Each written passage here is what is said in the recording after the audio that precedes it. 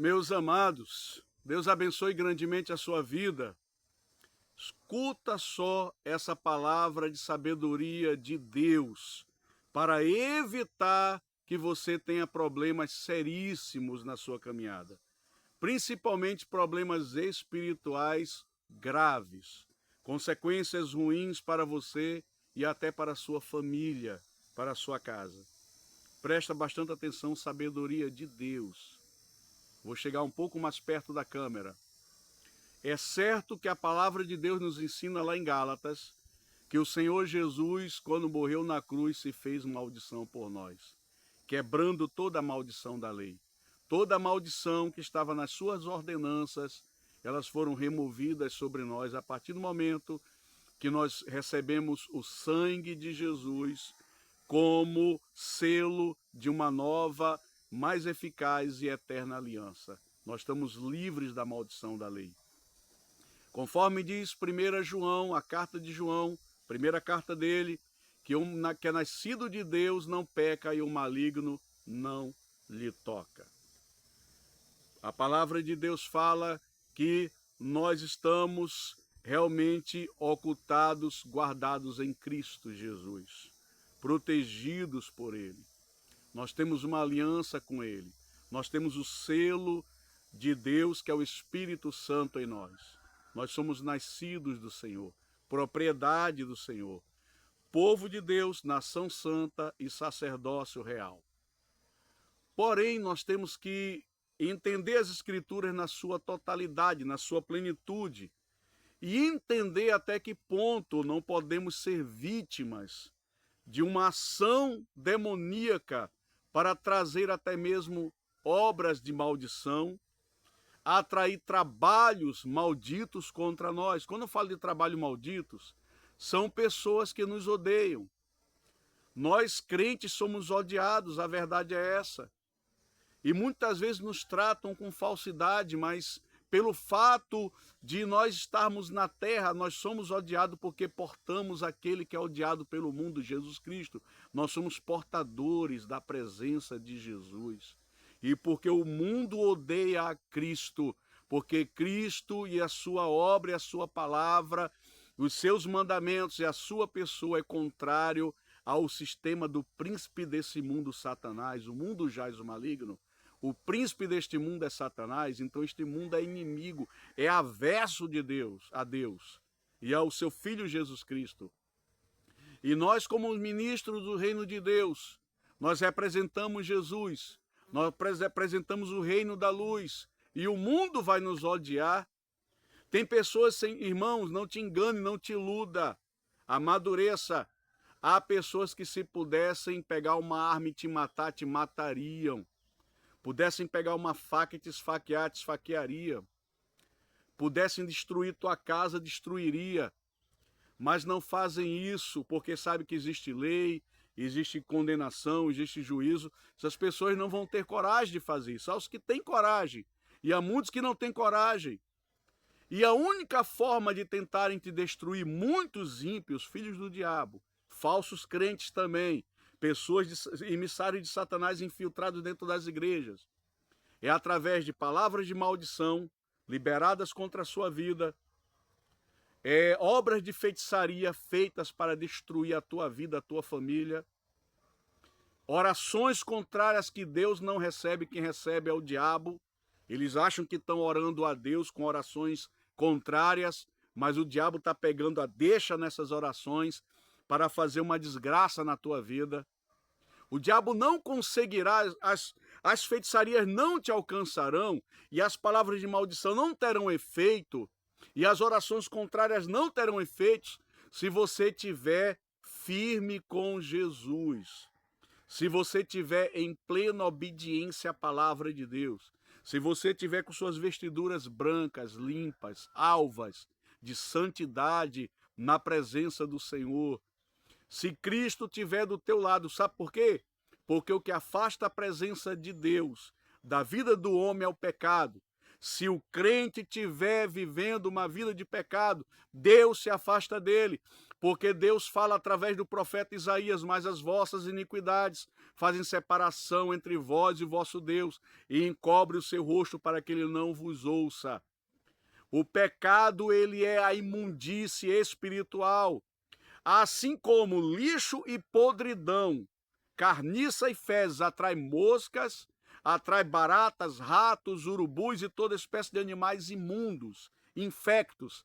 Assim o pecado atrai os seres infectos espirituais, os demônios. Os demônios se atraem pela imundície espiritual.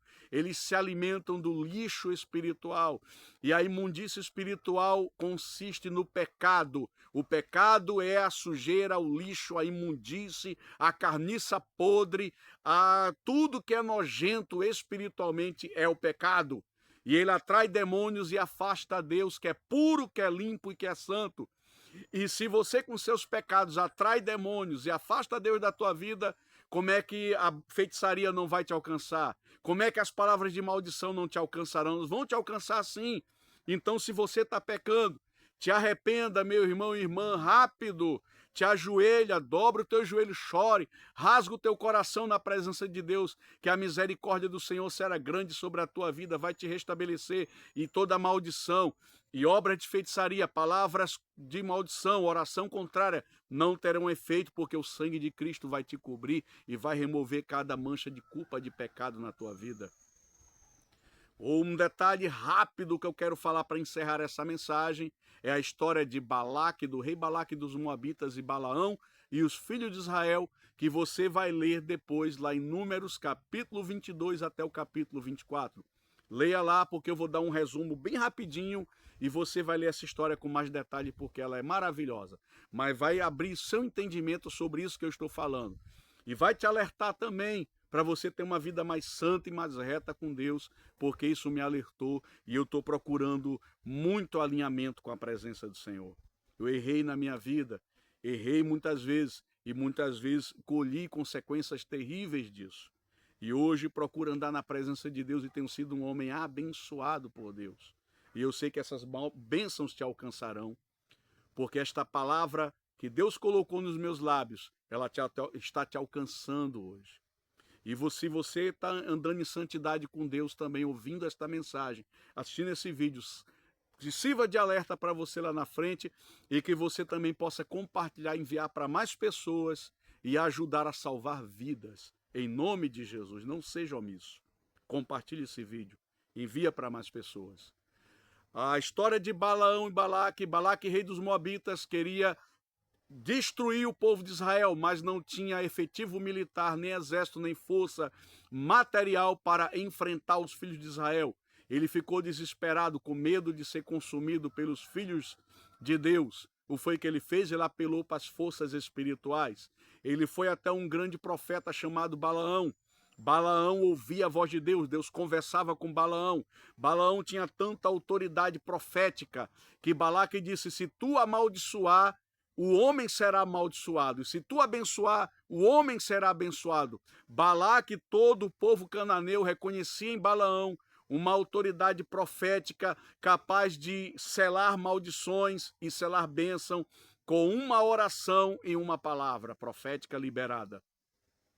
E aí levaram muito bois, ovelhas, prata, ouro para Balaão, muitas riquezas e honrarias, para corromper o profeta de Deus, para que ele amaldiçoasse o povo de Israel e eles ficassem destruídos.